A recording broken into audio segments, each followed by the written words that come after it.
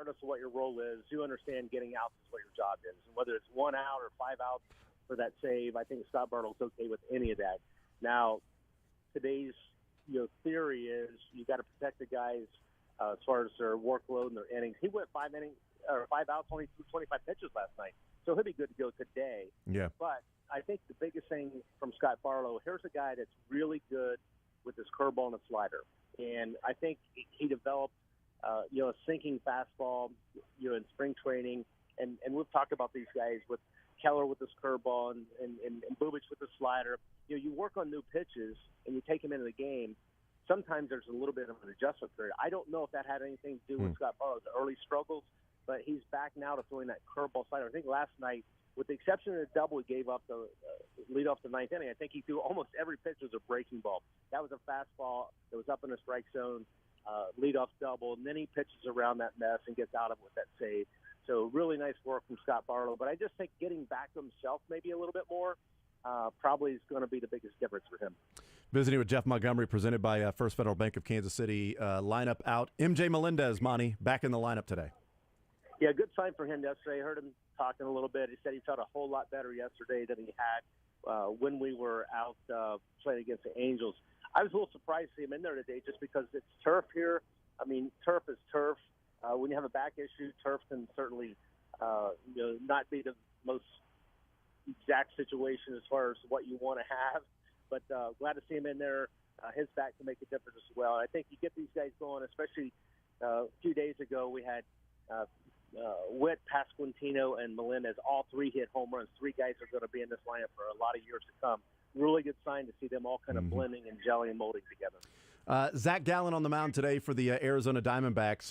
Real quick, what does the offense need to do to try to crack this guy who's got more strikeouts per innings and is a sub-3 ERA, a sub-.8 WHIP.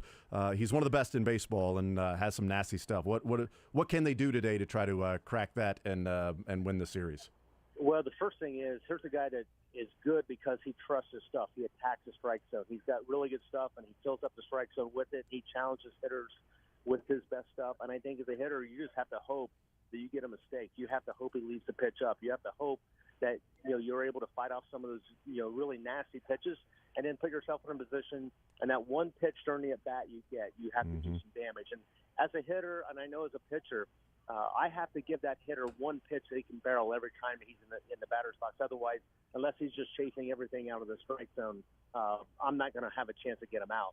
So I think the biggest thing is just be ready when you get your pitch, and also carry that momentum from last night. This 14 hits you get last night, carry that into today's game. A lot of these guys saw him last year. They know that he's good, but he did get to him last year, so maybe today history can repeat itself. We'll see if that's the case. Jeff Montgomery, Royals Hall of Famer, Bally Sports, presented by First Federal Bank of Kansas City. Monty, you're the man. Really appreciate the time, sir. I know you got to go, so have a good call, and we'll talk to you next week. Sounds great, Jason. Thanks for having me. Absolutely. There's Jeff Montgomery with Bally Sports. He's presented by First Federal Bank of Kansas City. Is your man cave ready? Complete your game day setup with a home equity line of credit from First Federal Bank of Kansas City. Get game day ready at ffbkc.com. We will take a timeout. We'll come back, and we will wrap up this hour. We'll continue rolling. We'll talk some more football as we continue rolling along. Mick Schaefer will join us in the 1 o'clock hour. All that's still to come. 913-912-4810. Get into some of the texts that are coming in.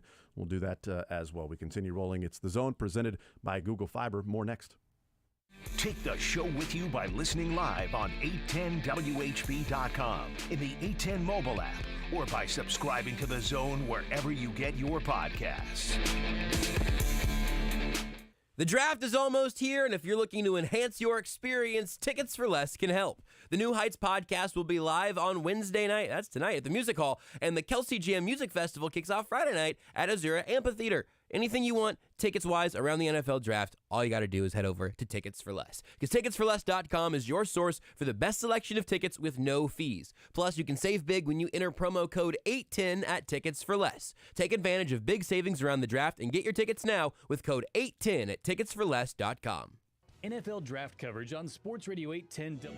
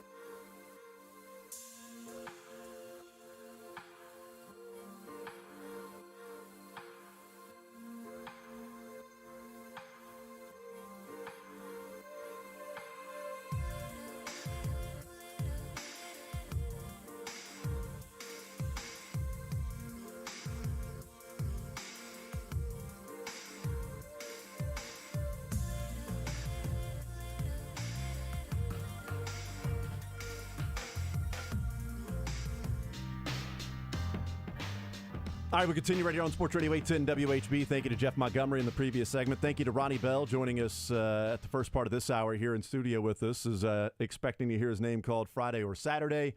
Nothing really planned as far as like a big get-together with the family or anything like that for draft day. Playing some golf to pass the time is what he's going to be doing. And then on Saturday, he'll be at his sister's basketball game. So he'll be doing that throughout the day. And you know what? If he gets a phone call, he gets a phone call. Hope he's got reception. That's my concern. That's right. You don't want to miss that call. No. What What happens if you do miss that call? Like, you just keep it moving. They probably got like, here's his agent's number. Here's this, you just simply, you turn the card in and you draft him and you hope that the guy's phone is eventually going to be turned on and is, still exists. So that would be, that's probably the route you take. I don't think you then go, hey, you didn't answer the phone call. Sorry, let's go draft I think someone. teams might. I mean, there was some horror story from years and years and years ago, right, of a guy who I think had been in a car accident. Oh, really? Like during the draft, and he never picked up. I might be. There's a chance I'm reciting an urban legend. I don't know. Just make that up, dude. But that I think is like the logic for the phone call is you want to have that moment. You want to make sure everything's all good. I didn't think that was the logic. I just figured the logic of the phone call was just simply calling him and saying, "Hey, we're going to make you, a Kansas City Chief. How's that sound?" "Oh, it sounds great, Coach. Can't wait. Just want to get there and start working, man. Just do what I can to help out the team in any way, shape, or form." Or as Isaiah Pacheco said, "I'm just looking forward to taking a grown man's job." As Sky Moore said that, this time next year we're going to be winning a Super Bowl. Okay. Well, both of those things came true. Both of those things came true. Sky Moore won a Super Bowl, and Isaiah Pacheco took a grown man's job. And you know what? Now we got to find another guy to take Pacheco's grown job. I was going to say, if they draft a running back, that running back's thinking, I got to take an almost grown man's job. I think Pacheco's a grown-ass man. But he could still be growing. I mean, there's a, like... He could be. He's a grown-ass man who might not be at his maximal grownness yet. That's crazy. He's getting there. He's almost grown. He's grown up, and he's grown up, and he's grown up. We'll talk with Mick Schaefer coming up in the 1 o'clock hour, 913-912-4810. Talking a little baseball as well with Brady Singer and the new grip on the slider. Hopefully it stays that way. He had an awesome season last year, and maybe we'll see that. Text says, my plane in from Baltimore today full of Ravens fans coming to the draft. Interesting. Yeah. Was Lamar on it? You want to see if they take Anthony Richardson? Or Text that I did not see when we had Ronnie in says, ask Ronnie Bell about the time he outplayed Ochai to win district in basketball. Ooh. I should have. I didn't realize that. Interesting. There was a player from Mississippi State who was drafted in the CFL draft who, okay. We're going to keep scrolling. This one gets sad. Yeah, let's keep scrolling. I don't want to bring a sadder story, but text that came in earlier, going through some of the texts in the break there, 913-912-4810. We were talking about the us finally getting to the point of seeing the worst mock draft or the worst mock draft of who they have the Chiefs selecting, and that is Chris Collinsworth last night had their PFF football show and his mock draft and had the Chiefs at number 31 selecting Hendon Hooker, quarterback, not trading out, not Hendon Hooker going 31 to a team that traded back into the first round or something like that to go and draft the quarterback, but the Chiefs taking Hendon Hooker because, one, Collinsworth thinks he's too good to not be a first-rounder, and two, the only way the Chiefs really have a down year is if Mahomes gets injured, so you need insurance for Patrick Mahomes. And as Beards put on Twitter, yeah, but what do you do if Hendon Hooker goes down? Wouldn't you want to draft somebody in the second round then? Who do you draft in the second round in case Hooker goes down and Mahomes? Because then you would have to have insurance to that insurance. And then the third round, if you're sitting there on the clock and there's a quarterback available, you got to think that the insurance that you've already spent a first rounder on and a second rounder on, you don't want that to all go to waste and then not have a quarterback available like a Gabbard or a Shane Buechele, like you can find them anywhere. Right.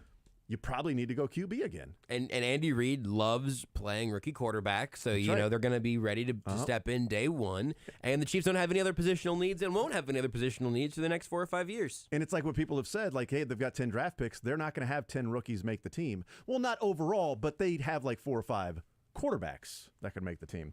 But this text that came in earlier when we were talking about that says Collinsworth was enjoying Missouri's new law last night prior to going on air. Or maybe just prior to pick 31. Text says he's going off the Chiefs' history of luxury picks after Super Bowls, I guess. See, now we're talking. That's Yeah. a good text You know right what? there. Yeah. I saw this coming up more with the Eagles as well. Where it's like, oh, they're in luxury pick mode. And Ben Baldwin made this point. We talked about this around the Clyde pick. You have needs return a lot faster than you think. Yep. The Chiefs, as Ben pointed out, the Chiefs didn't have any needs, air quotes, took a running back, and then the next year traded a first-round pick for a left tackle. Not So that they the had a solution lead? would have been there, but, you know, So they had a need then. they certainly could have used a left tackle in the system the year before. It's weird. It's almost like drafting isn't just specifically about that next year. Yeah, like there might be long-term implications. Text says goes back to the old saying, you'd rather have a hooker and not need it than need a hooker and not have it. Wait till you see what Drake's addition to the text line is. I don't think I can read that one. Aren't you supposed to screen these texts first, Josh? No, God, I don't think so. We'll start. Kansas City's official home of the NFL Draft. Sports Radio 810 WHB, Kansas City. An alternative to high interest rates and high prices. Mercedes-Benz certified pre-owned cars. This is Mike Reed, the pre-owned manager at Mercedes-Benz of Kansas City. We have interest rates as low as 2.99% on select models. And we have the largest selection of certified pre-owned Mercedes-Benz products of the year, all with unlimited mileage warranty. See us today at Mercedes-Benz of Kansas City, 1/2 mile east of State Line on Highway 150 or online at mbofkc.com. 2.99 with qualified credit for 36 months. Ends December 31, 2022. NBA playoffs means big hoops action with DraftKings Sportsbook, an official sports betting partner of the NBA. Get in on the excitement of every game with the touch of a button. New customers can make a $5 pregame moneyline bet and score $150 in bonus bets if their team wins. Plus, everyone can score a no-sweat same-game parlay every day during the NBA playoffs. Open the DraftKings Sportsbook app, opt in, and place a same-game parlay on any NBA game. If it doesn't hit, you'll get a bonus bet back up to $10. New customers, download the DraftKings Sportsbook app and sign up with code 810WHB. That's code 810WHB, only at DraftKings Sportsbook. Gambling problem? Getting help is your best bet. Call 800-522-4700. 21 plus, physically present in Kansas. Bonus bets expire 7 days after issuance. Opt-in required. One bet issued based on amount of initial losing NBA bet. Eligibility, wagering, and deposit restrictions apply. Terms at sportsbook.draftkings.com/basketball terms. On behalf of Boot Hill Casino and Resort. Springtime is right around the corner. Baseball game.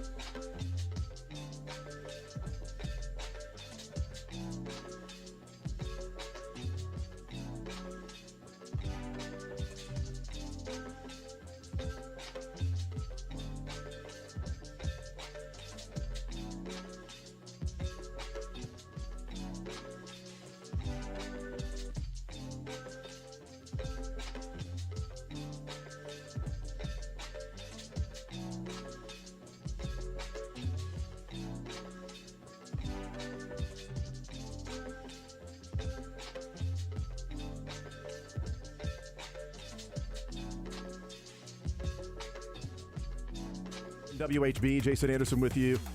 Josh Briscoe, Drake. Heading up until 2 o'clock, we will hang out with Mick Schaefer. Coming up at 1 o'clock.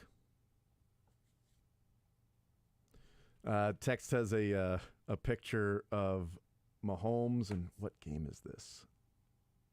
I'm not sure what game it is, but it's Mahomes just sitting on the sideline.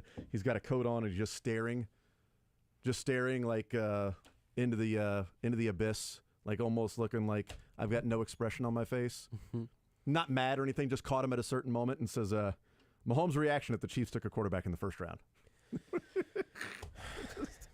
What's the point of even doing it, you right? thought Aaron Rodgers and Jordan Love was bad. Yeah, but honestly, like, it's a waste of time. Like, and I think the issue with that and people having fun with it and talking about it is if you don't like mock drafts, this is a very easy one to point to and go, this is why mock drafts are dumb. Because what's the point of even doing it if you're going to have something as absurd as that going number 31? Like, there are different ways of doing mock drafts. Here's what I think will happen. Here's what I think the team should do. Let's do a fun, crazy, here's a bunch of trades, mock drafts of things that could happen. We're not just going to have the Chiefs trading up to number 1, but, a team trades up to number 2, or this happens there, or the Chiefs trade up to number 19, or something like that, like crazy trades. You can do those things. Here's a mock draft based specifically on things I'm hearing. Like, there's a lot of ways of doing a mock draft where you can get somebody's opinion. You can get somebody's feeling as a reporter. You can get somebody's feeling of what if they were the GM, what they would do. And so I think there's a value to that. Tysher hates him. I think there is a value in it to a degree. You take it with a grain of salt. But again, what's the point? What's the point of even doing that if you have that? I think in Collinsworth's case, it's funny because I think Chris Collinsworth is a good football analyst, amongst the higher echelon of football analysts. And I really do think for that specific moment, it's basically, God, I've had Hendon Hooker as a first-round pick. I keep pounding the table about him really being a great fit, and I don't think I'm allowed to trade back in this spot right now, so I'm going to come up with the logic. You get your result, and then you reverse engineer your process. I think that's something that happens in mock drafts a lot. Then everyone is subject to some extent, because if you go do a 7-round mock draft, and even if you're just picking for the Chiefs, you might know the Chiefs needs really well if you're one of us or someone listening right now who's totally steeped in the Chiefs stuff. But once you get into the 6th round, you're going, well, this corner is from south of the Mason-Dixon line and has a 7-foot wingspan, even though he only started playing football last year. That sounds like a fit. Sure, why not? We're going to go ahead and bring him in. We're all doing a little bit of that to try to make the mocks look good. Whenever you just end up with that much egg on your face, you become a meme. Yeah. We talked with Zay Flowers earlier in the show, who was at the Play Football Clinic, and asked him about how the whole thing came together with he and Patrick Mahomes, and said that Patrick texted him. And he's like, well, when Patrick texts you, then you're going to go and work out with Patrick Mahomes. And I joked about what if you got a text from Patrick Mahomes? What if I got a text? Like, what would I do? This text came in and said, Mahomes would probably say, sorry, I was texting James Anderson. I meant to text Jason Alexander. That's not James. That's my fault. Text says Jason would have his whole family gather around, call Mahomes, and then say, oh, I'm sorry, I texted the wrong number. Sorry about that. It would be so funny for him to open FaceTime. Hello? I'm here. It's like, hey, what's up? Who are you? No, it would not. And who are all these people around you? It would be amazing. It would be hilarious. It would be perfectly fine. Just hit. Here's what I'm warning you of in advance. Before you make that call, swipe down the top right corner of your iPhone. Screen record. Hit that record button. Yep. Screen record that, and regardless, it's content. Screen recorded. Believe me, that screen would be recorded. What if Mahomes is on a jet ski? Something that is clearly he's just hooping. He's he is. Why is he FaceTiming me from a jet ski? Why is Patrick Mahomes answering my FaceTime on a pogo stick? That doesn't seem safe or necessary. How did you just come up with him answering a phone call on a jet ski? Do people typically answer phone calls on a jet ski? Just felt like a funny visual and something that he should not be doing in his free time. Also, we know Derek Nottie is a jet ski enthusiast, so maybe that's what. Look, man, I don't know that I can always. Speaking of coming up with the results and then retroactively defining the process, I don't know why I say some of the things. It's just sort of people have been throwing ingredients into my brain the last 28 years, and I get home every night, I shake my head around, and then whatever comes out the next morning is the mix you get. I have Patrick Mahomes on a jet ski. Tex says he'd be texting you to see if Mitch is there. That's how he'd get your number. Is Holtz there? I can't get a hold of him. Is his phone dead? Will you have him call me? Damn you, Patrick! Leave me alone! Don't you have better things to do? He picks up and goes, "Oh, hey, Jason, sorry, wrong number. I gotta go put the hammer down." Click. See, there's no reason to do that. Baby. No reason to do that. All right, here's your choice, Josh. Oh, boy. Your choice. I can't wait what the segue's going to be. I've asked Adam Teicher this. I asked Matt Verderam this. I did not ask Jeff Montgomery, nor did I ask Ronnie Bell or Zay Flowers. I didn't ask Les Norman this either. But I'll ask you. Okay. You get pick 31, 63, or 95 for the Chiefs, or you get pick 41, 63, 72, and 95 for the Chiefs? I would take bag number 2. 41, 63, 72, and 95?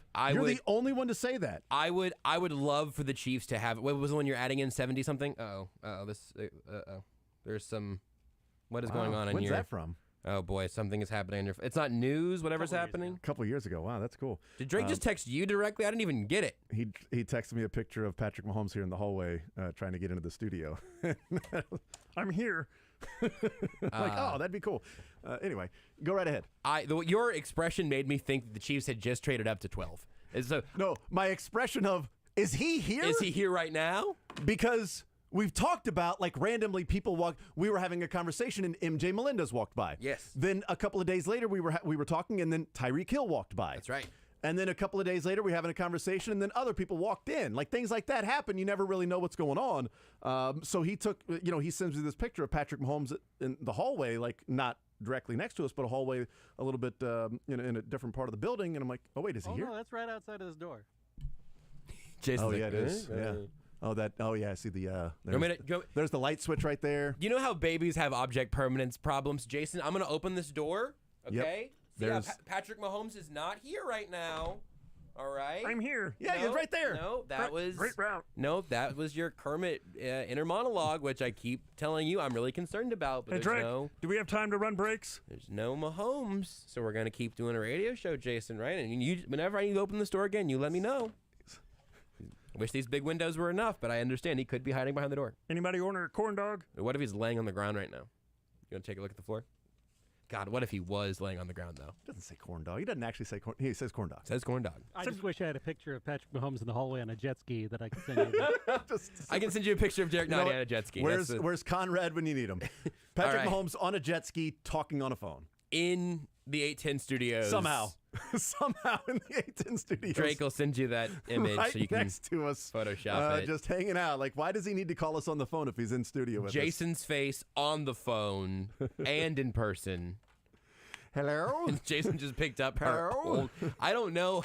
Did what Jason just did there, did that ruin our phone system for like 6 months? It's possible. Yeah. You hit like 2 buttons when you I didn't actually touch a button. picked I up just pulled the receiver. I put the phone next to my headphones. I don't think you're going to be able to hear your headphones there. So you take the bag number 2, 41, 63, 72, and 95. I would, because I understand this whole thing of like, the Chiefs have all these picks, and even last year, remember talking about it, and then ultimately being pretty right that, hey, having too many picks is not really a real thing. Even when you have a roster. Now, this year, I think it's a little more valid than last year's because of all the rookies that did get roster spots and have been depth. But you always want to add cheap, young, cost-controlled depth. Rookie contracts, we talk about the quarterback rookie contracts all the time. It's the biggest cheat code in sports. Get a good quarterback on a rookie contract, great. Rookie contracts are good everywhere else also. If it's Edwards or Deion Bush or whoever your safety depth is, they're going to typically cost more than a 3rd, 4th, 5th round safety will over the course of their rookie deal. Plus, again, you have them for multiple years, which is a great thing when you've got a young player. So I wouldn't make a huge trade back to get a whole bunch of 6th and 7th round picks at this point, but if I can get another top 100 pick to move back 10 spots, I probably would. I say probably because the grain of salt, bucket of salt, whatever, the number of mock drafts that I've done where there has been such a drastic difference in the boards from, let's say the Chiefs are looking up at 22, 25, somewhere in that range. There have been drafts where I'd think, you know what, I would trade up. I would trade up here for Zay Flowers or whoever that may be. There have been drafts when I've gotten to 31 and I have been tickled to just go, oh, Anton Harrison, easy enough. And there have been drafts where I've gotten there and I've thought, I'd like to move back about 10 picks here because none of these guys feel like they're such hot commodities that they might not still have 3 or 4 of these good options 10 picks later. So I know that's a super contextual answer, but as the board falls, I do think there are going to be plenty of opportunities where we're going to go, oh man, this is where it makes sense for the Chiefs to move up. If we get to 31 and all of a sudden they have nothing but sort of underwhelming options there, which I think there's a route for that to happen, but I think I could get, if you're counting out quarterbacks and some of the high draft picks, I think I could probably get you 25 players. I'd be happy for the Chiefs to take at 31. Mm-hmm. It's no guarantee that they'll all be there, but, and especially, hold on, 26, because Hendon Hooker's on my list now. I was going to ask if Hendon Hooker was among those 25. Clearly he is, because that's the only weakness the Chiefs roster has. But I would narrowly rather move back a few spots and pick up another top 75-ish pick. I'm in the camp to where I almost feel like I would prefer them not to pick at 31. Like, I'd prefer them to trade up or trade back. I'm in a similar spot, I think. I feel like 31 is a little bit of purgatory to where 2020, they wanted to trade out of that pick. They did not want to pick 30th or 32nd. Well, they wanted to pick 32nd, but they didn't want to actually pick 32nd with Clyde Edwards-Helaire there. They wanted to trade back. Jordan Love ruined everything, okay, including the relationship with Rodgers and the Packers. Right. When Jordan Love went, nobody was looking to trade back into the first round because that was the guy they would trade back into the first round for. Yep. Sort of like Hendon Hooker this year. Be the guy that somebody would trade back into the first round. It's happened a couple of times to where a team has traded back into the first round at the last pick. Teddy Bridgewater and the Vikings, they traded back into 32 to take Teddy Bridgewater, and then the Ravens did the same thing with Lamar Jackson. It's happened a couple of times where a team has said that fifth-year option. And look, the Ravens, they've used the fifth-year option. It mattered for them to get that pick 32 for Lamar Jackson. We've seen it happen a couple of times. So would a team be willing to trade back to number 31 to get Hendon Hooker? We'll see. But I feel like 31 feels like purgatory is if people say there are fewer prospects this year than in years past. So if there's usually 1 through 20 and then 21 through 60 and then 61 through 180 that are sort of like the different tiers of guys in that same range of ability of what they could be in the NFL, that if, this year it's like 1 through 15 and then like 16 through 80, or something to where it's like, yeah, there's a level of that, but they're sort of all sort of clumped together, that then I'd rather trade back and get more of that clump, get more players in that clump, or, so I would choose the 41, 63, 72, and 95. Let me throw another one in there. Let me say, or 18 and 95. So you can choose what they have right now. Yeah. Pick 31, 63, and 95. You can choose this made-up trade back that CBS Sports had of you trade back 10 spots, but you pick up pick number 72. So you would have 4 picks in the top 95, 41, 63, 72, and 95. Or you trade up your first and second rounder, 31 and 63, to move up to like 18 to get a player that clearly they feel should not be there. So you would be drafting 18 and 95. That makes me, for the logic of why I like moving back and adding the 77 or something in that range, it's the same reason that trade up would make me queasy, but not sick. You know what I mean? Like, I would be a little bit uncertain. I just fired off a round of Pro Football Network's mock draft simulator. You can do all 7 rounds for free. It's really clean layout. I'd recommend it for people who are, scratching the itch today. If you got up to, would you send that to Collinsworth to see if he wants to try that? I will let him see. You could pick any team at number 31. Hooker's still here. You could have had the Saints take him at 29. I mean, I can't quit you. But if you get up to like 18, again, this is just one run through it, but you're probably going to get your pick of wide receivers not named JSN, although you could certainly see some go in that range between Smith and Jigba around the top 10 to where the Chiefs could get up to. But like in this case, if you look at, I'm looking at 24 right now, Zay Flowers is still on the board, but Addison and Quentin Johnston both just went. Right in there is going to be the splash zone, I think, potentially for big trade-ups, because that's also where Broderick Jones ends up going. You're probably not getting Darnell Wright, and certainly not Skronsky that highly. I'm not that interested. Yeah. But even when you look at like the tackle targets the Chiefs might like, I think if they could get to 24, I don't know that it would be worth the extra cost to get 6 spots ahead of that. You know what I mean? Because I'm really tiptoeing around that 20-ish number of guys where, like, again, at this point, just one randomizer through. But at pick 24, Brian Branch is still out there, but Lucas Van Ness is very relevantly still there, as is Zay Flowers. And if you said, hey, those guys are both on the board and the Chiefs are moving up, it would not surprise me one bit. Moving up 5 or 6 picks sooner to have your pick of wide receivers, or maybe one more tackle option. Mm-hmm. If you like Broderick Jones, I don't know. That's a little rich for my blood. Yeah. So I did a random. I used a different one because you use Pro Football Network there. So I used ESPN Sports Analytics.com and paused it at pick 15. You know, just randomly, the Jets are at pick 15.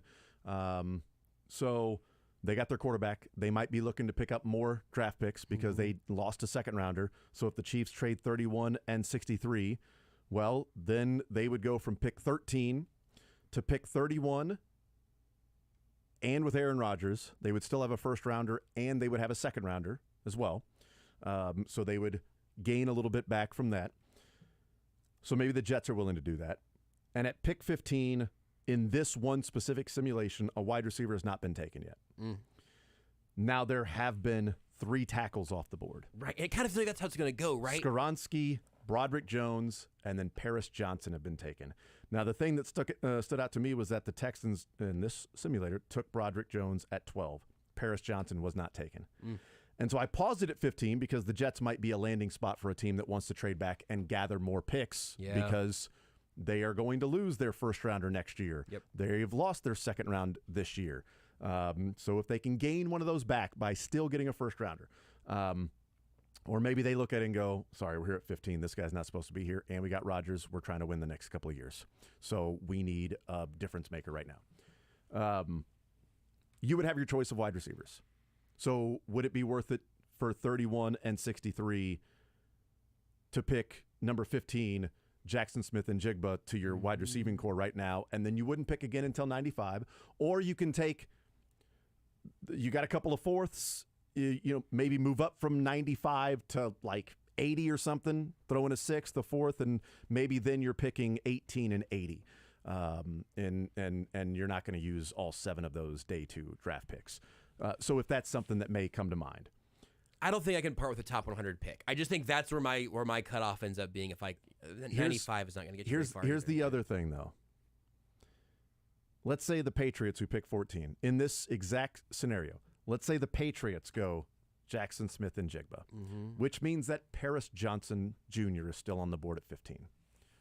Would it be different then if you feel like here's a guy that is expected to play left tackle in the NFL, which would then allow you to move Jawan Taylor back to right tackle, and you would have a first round for the next 4 or 5 years left tackle, Jawan Taylor making a lot of money at right tackle, but if you just simply combine those and say this is the money our tackles are making, that doesn't bother me one bit. Would it be worth 31 and 63 to move up to 15 if you got Paris Johnson Jr. that was still there? That's like the Chiefs, like he should have been gone in the top 10. This is like our 3rd or 4th best player. He's our number 1 tackle. This guy is a true left tackle in the NFL. We feel like this. We feel like now Jawan Taylor can play right tackle. We even feel like if we bring him in and play right tackle for a year, we can then switch that back, and our tackles are good for the next 5 years. We are good with Patrick Mahomes at tackle for the next 5 years. We've got center and guard for the next at least 2 more years. We'll figure out left guard, and we are freaking set. when it comes to our starting 5 at our offensive line. Would it be worth it then? Because to me, I think I'd be on board with that. I'd be on board with moving up and getting what you feel like is an actual difference maker that your offensive line feels solidified with protecting the franchise in Patrick Mahomes, even if it meant I don't have a second-round pick now. I think I'm a little bit conflicted on it because my inclination is to say I probably wouldn't, despite the fact that I think Paris Johnson as tackle number 1 in this draft class is very logically, I think at this point, probably pretty close to consensus. Him or Broderick Jones, I guess. But for me, it's not about the player in that instance. It's about, okay, who is your second starting defensive end now? And who is your second starting defensive end next year? And who is your number 2 wide receiver next year? Where is the rest of this investment going? It wouldn't just like burn the eyebrows off my face. I wouldn't be pounding the table in a fury if you're getting a player that you believe is like a blue chip player who has fallen, and they recreated that in a very similar way with Trent McDuffie, but he got the 21. I don't know and it didn't how take high a second you can rounder. go. Right. For that 63rd overall pick, you just leave yourself out of what might be the best pocket of the draft in terms of where the value is, which is why I like the idea of moving back more than I like the idea of moving up.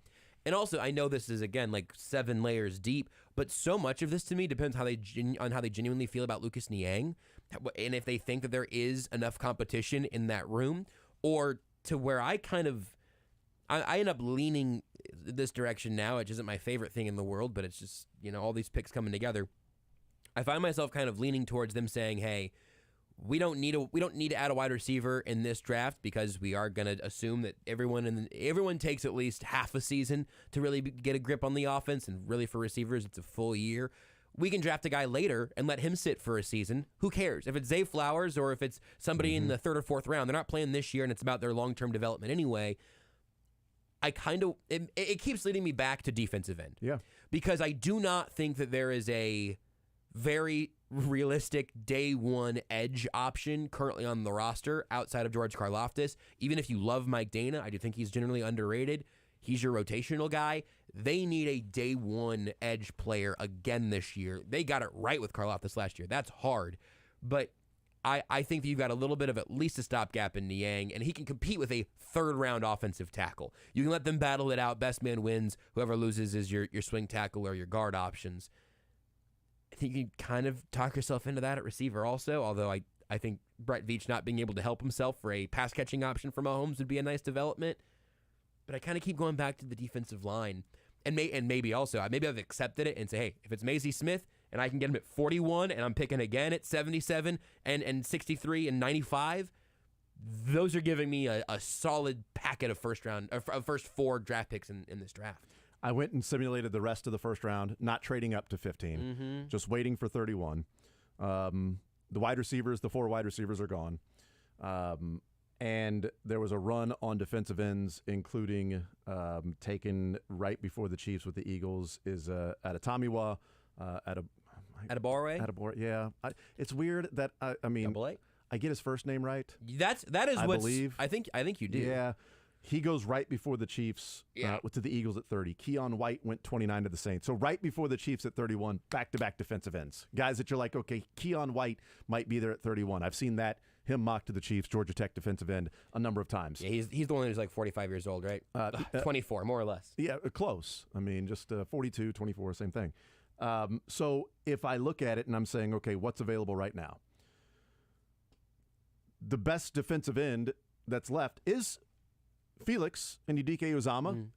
FAU is there, which I'd be perfectly fine with him taking at 31. The drop-off from him to the next edge is pretty steep in my estimation. I would feel like I'm almost forced in a position to say the value is here. But the fact that, every offensive tackle was kind of taken as well, the best offensive tackle is Anton Harrison that's left. He's there. I would be comfortable with Anton Harrison there. I would too. But I do think there's a worst case scenario. If I go back through this draft here, that is this random mocked, simulation. Let's say the Bucs don't go cornerback, and they go defensive end and take Myles Murphy, and then the Seahawks take Keon White, and then the defensive ends end up with the Eagles taking Udike Uzama right before the Chiefs, and Adebawore goes to the pick number 29 to the Saints, and everything's moved up. The 4 wide receivers have already been taken, and let's throw in another one that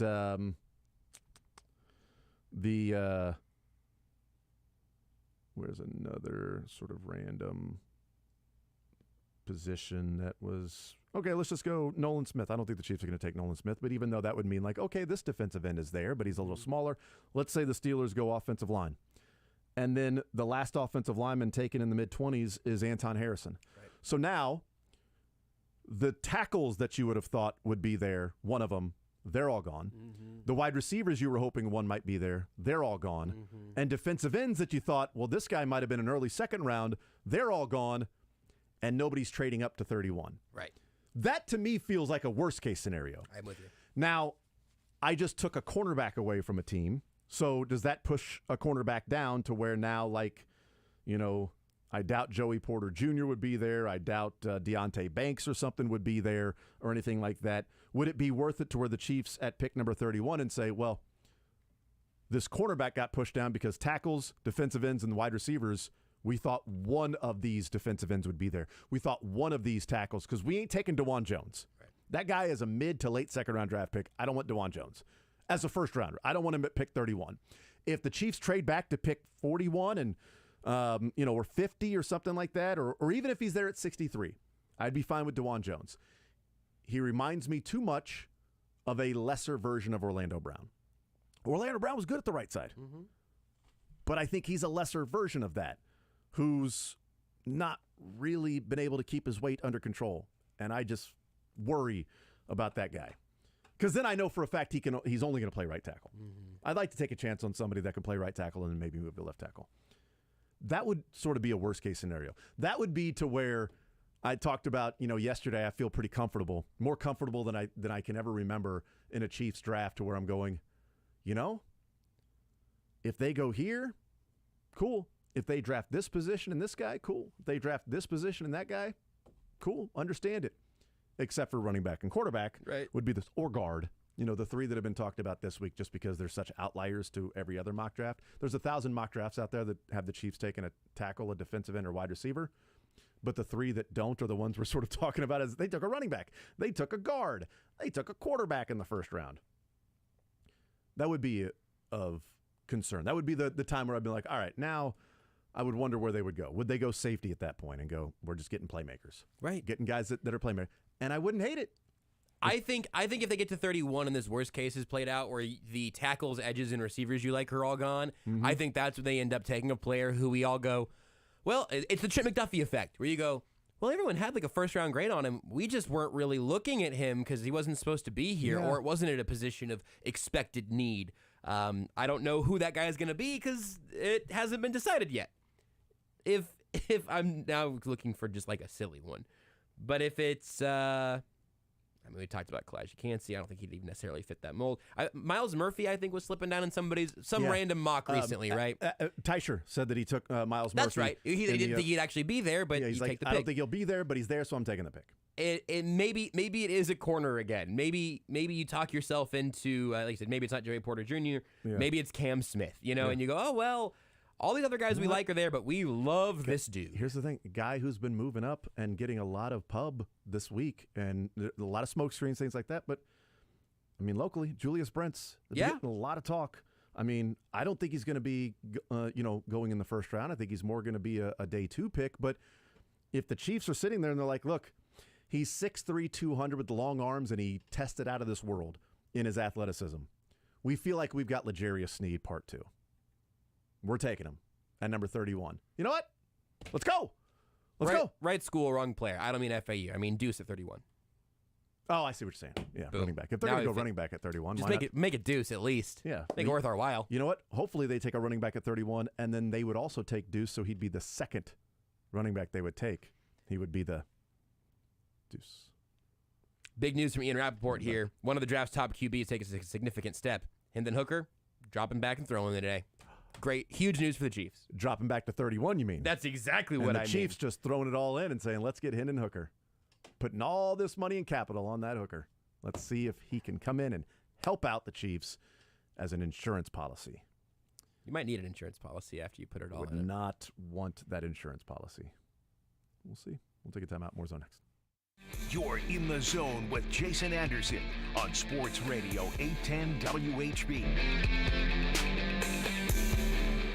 Hey, look, I hope Collinsworth was enjoying some of Missouri's finest produce. If that's what led to him picking Hendon Hooker in the first round for the Chiefs, so be it. As long as he went to Greenlight Dispensary. That's really the most important decision you can make over draft weekend. Go check out Greenlight. They got 4 KC area locations, including the newest one on 135th and State Line. The other 3 on Bannister, in Independence, and Harrisonville. They've been voted Missouri's best dispensary numerous times by the people of Missouri, and I've had nothing but great experiences going to Greenlight. They always have great inventory. They have a huge variety. You can see all of it on their website. Pick through the menu if you know what you're looking for, or go on in because you can talk to the quality and then get the quality of the product and the knowledge of the bud tenders that they have at Greenlight and the care to put those things together. The first time I went, I didn't really know what I was looking for, and I didn't even know the right questions to ask. So I said that, and they helped every step along the way. The folks at Greenlight have been super helpful if you're just beginning your experience, or if you know exactly what you want. Again, you just go browse online at greenlightdispensary.com. You can see what's in stock. You can make your order online. They'll send you text updates, let you know when it's ready, and then you can pick it up through the drive-thru or the grab-and-go window, depending on which of the Greenlight locations you go to. It's super easy, super convenient. All starts at greenlightdispensary.com. So check them out. Greenlight Dispensary, Missouri's best. NFL draft coverage on Sports Radio 810 WHB is presented by...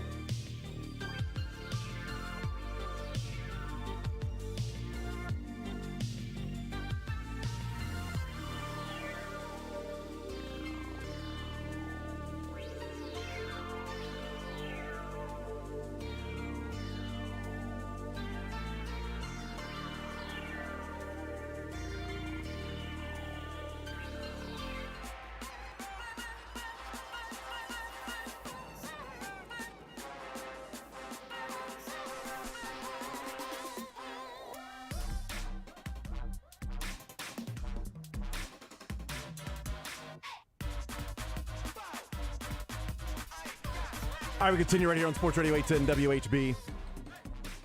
And speaking of Julius Brents, cornerback, Kansas State, the reason he's been talked about more and more is that his relative athletic score, the RAS, out of 10, out of a possible 10 is the highest. His came in at what is being called 9.99, which from 1987 to 2023, there have been 2,212 cornerbacks graded on the RAS scale. From 87 to 2023, he ranks 4th in relative athletic score of cornerbacks dating back to 1987, does Julius Brents with a 9.99. To put it into perspective, we talked about Snead being an athletic freak at the combine. He's 2 inches taller than Snead. He weighs 6 more pounds than Snead. His arms are longer. His hands are bigger. He jumped an inch and a half higher in the vertical. He jumped an inch longer in the broad jump. He outgraded L'Jarius Snead in almost everything but the 40-yard dash. That was it. Snead was faster in the 40-yard dash. Put me and him together, we got a perfect 10. I got the .01 right here. Nailed it. 0.01. I would love to know what my RAS score would be, just on a scale of 0 to 10, because it goes decimals with 9.99. Snead was a 9.86, if you're wondering and scoring at home. I don't know where that ranks of the 2,200 cornerbacks on the RAS scale since 1987.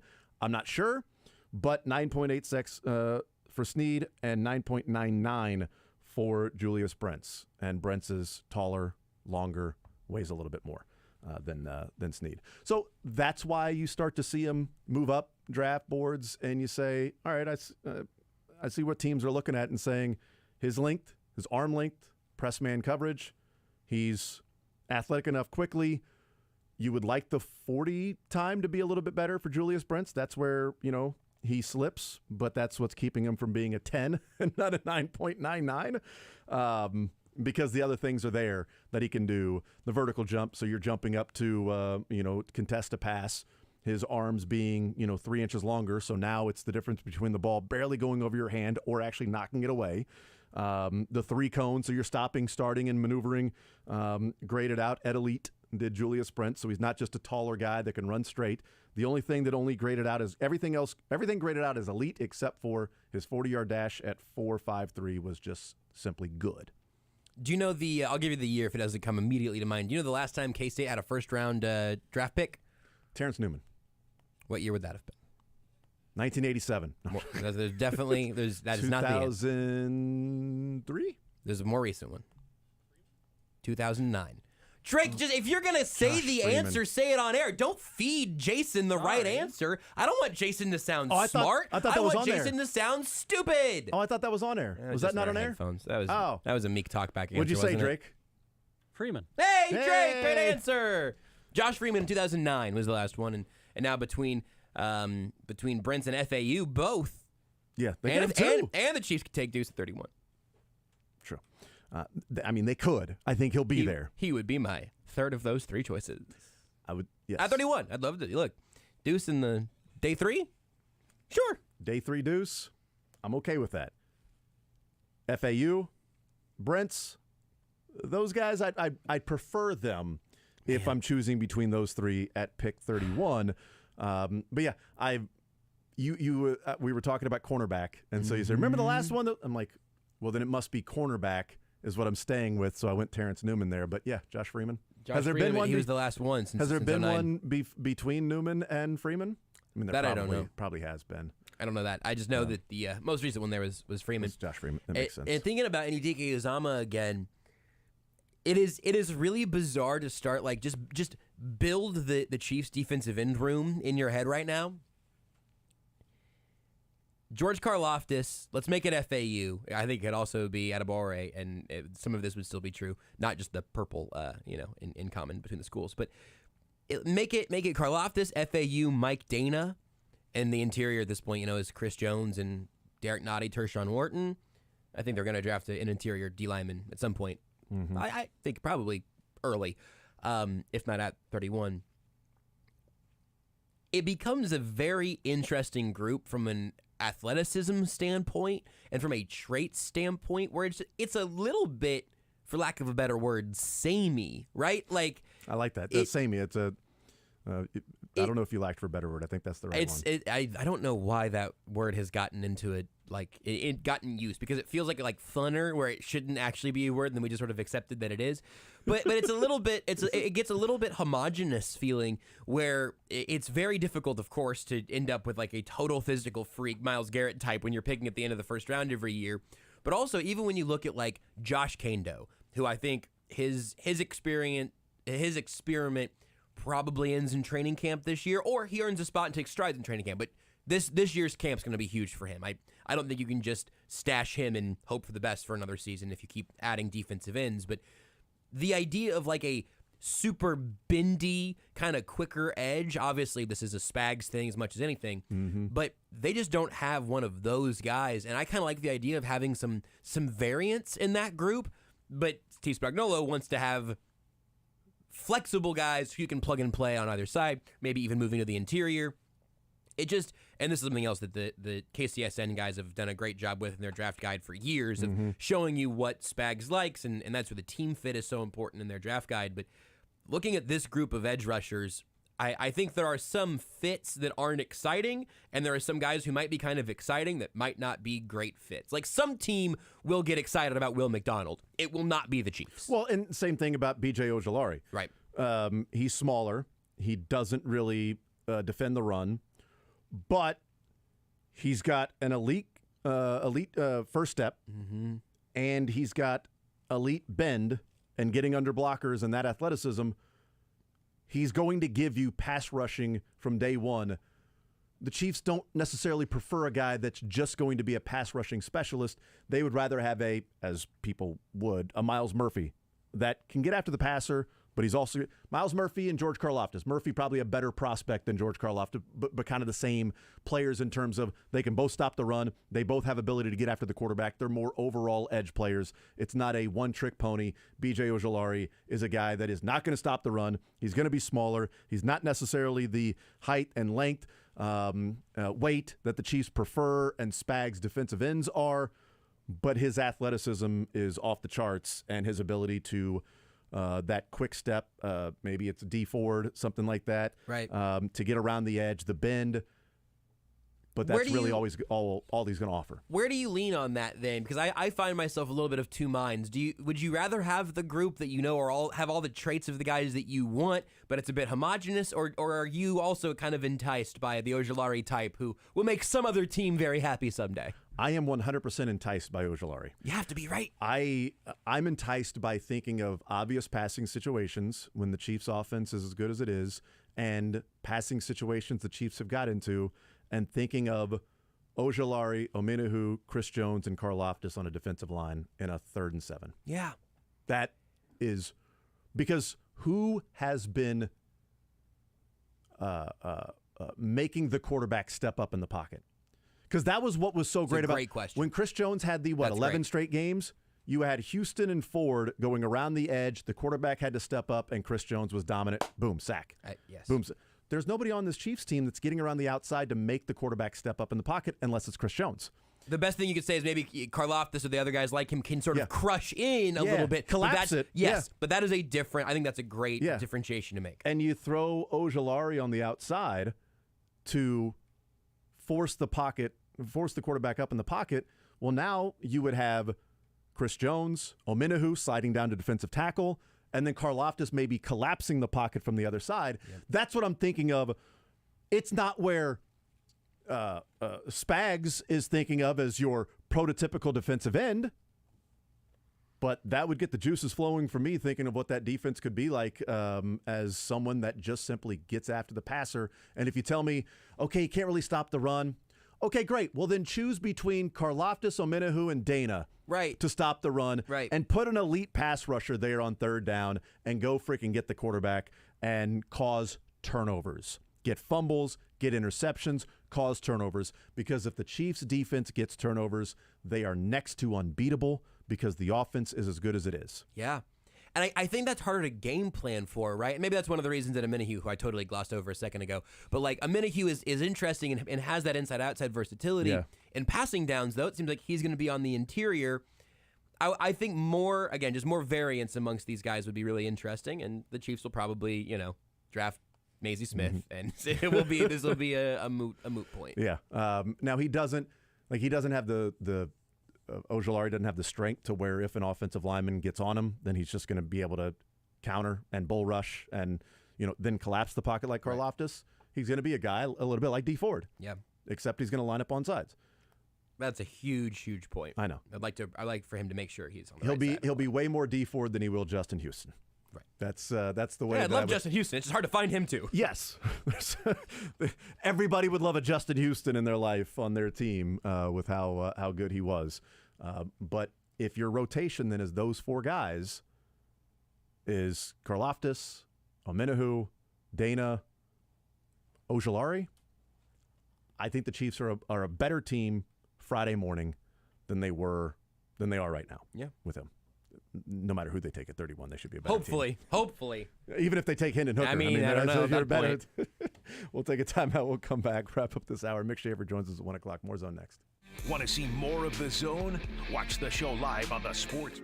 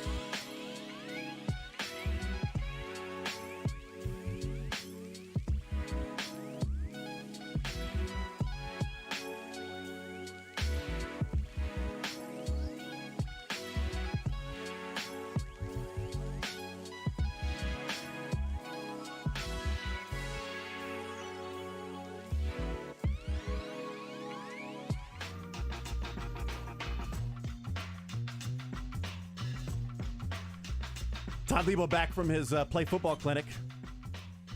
I wonder if they talked Todd Lebo into playing football. I think I saw him tackle one of the tackling dummies out there. Oh, did he really? No. So Mick was out there? Probably not. I don't think so. Hey. We'll have our own tackle dummy in studio in 5 minutes.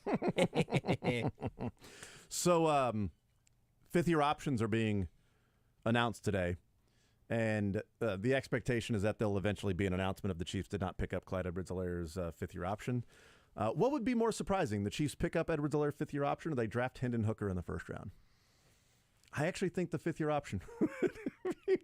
Because at least Hendon Hooker, you might be like, hey, we're going to keep him around for a year or so, then we're going to flip him for a first-round draft pick. And the first-round draft pick in a couple of years is going to be more valuable than this one because there isn't really but paying $8 million or whatever, $9 million for Edwards-Helaire next year? That would be really bad. Seems pretty stupid.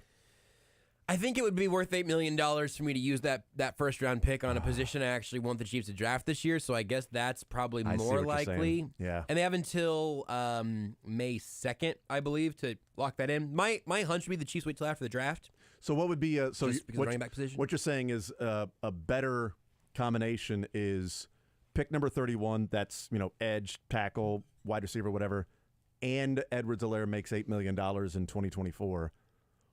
Or as opposed Hendon to Hooker and Edwards-Helaire isn't on the team. Right. You prefer the first one. I get it. And the Clyde thing has just gotten so funny because, obviously they never should have drafted him at that spot. And then he has these moments of incredible highs of scoring 1 billion touchdowns in 3 weeks. And, this whole, the Chiefs, actually, this pick was fine.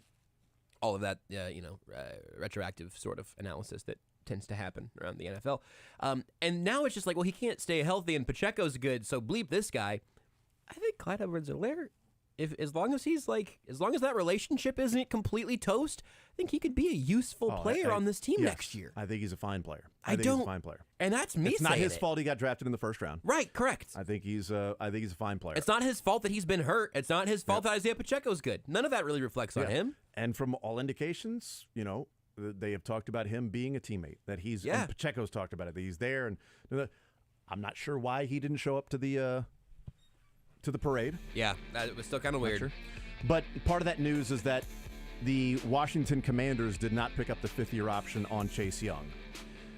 Now, they just paid Payne.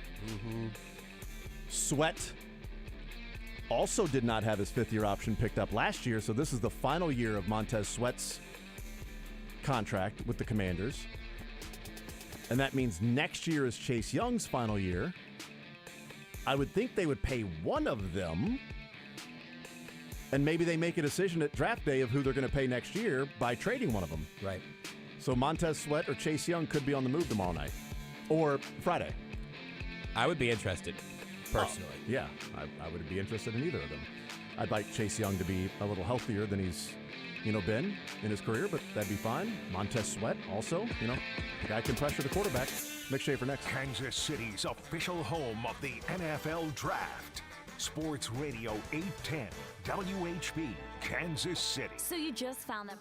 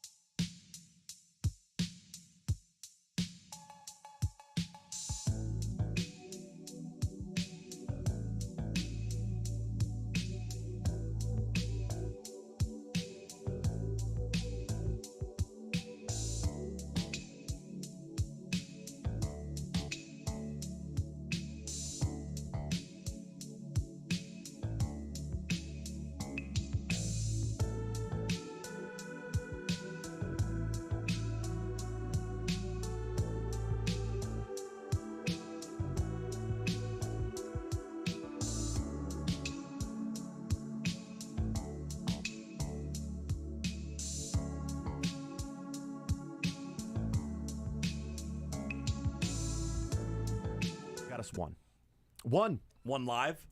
Zay Flowers. He got more. I don't care. Record. Okay. I don't care. That doesn't matter. How does that help me, Mick? Yeah. I guess we could play them right Could now. But it email does those feel back. Okay.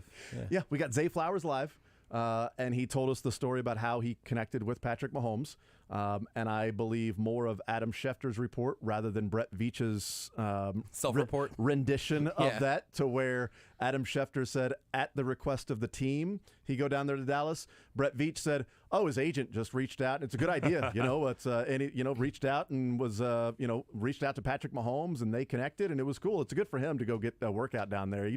It's great because that's the star power, Patrick Mahomes and that agent and everything. And then Zay Flowers is like, yeah, randomly out of nowhere, Patrick Mahomes texted me.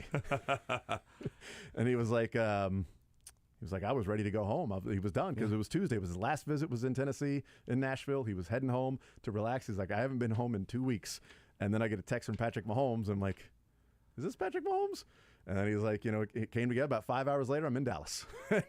Working out with it's weird. Why would Patrick Mahomes just randomly text Zay Flowers if it had nothing to do with the Chiefs? There's more and more smoke coming out of the hood of that grill there. I know. Joel Klatt has Zay Flowers. He mocked him to the Chiefs. Really? And Joel, because we asked him all, like, okay, it's a great position to be in, right? Drafting 31 or last pick of the first round means you won the Super Bowl, right? And you have your quarterback in place. You can always go in so many different directions, as opposed to drafting one. We're like, there's really only one direction the Panthers can go, right? And so he's like, look, and we brought up what was it? What's the number? 15 last 21 picks I think that Veach has made have been to the defensive side of the football. 15 last 20 of the first 4 rounds. Of the first 4 rounds. So the first 4 rounds of so Veach has made 20 selections in the first 4 rounds. 15 of them have been defensive players. And granted, Joel Klatt is a former quarterback, but he said this. He's like, you know what?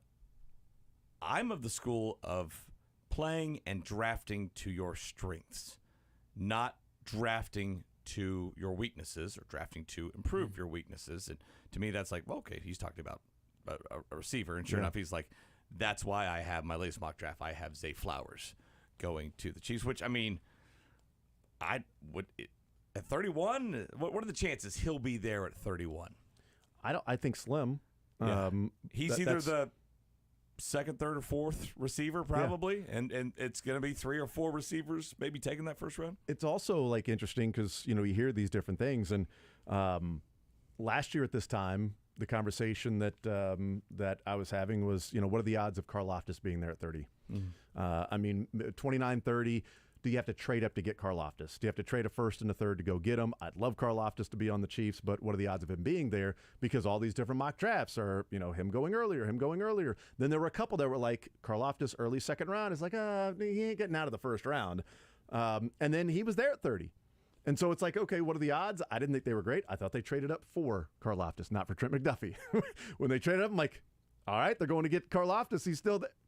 They're getting a cornerback, so is what everybody predicted because that cornerback was still there. So Zay Flowers, there may be plenty of teams that are like, no, Zay Flowers should be there at 31 for the Chiefs. I'm more and more bullish now on wide receiver, but not at 31. I think the draft is in Kansas City. I think you've got a big swinger in baseball terms with Brett Veach. He swings for the fences. I think it's a big play they make in Kansas City Thursday night.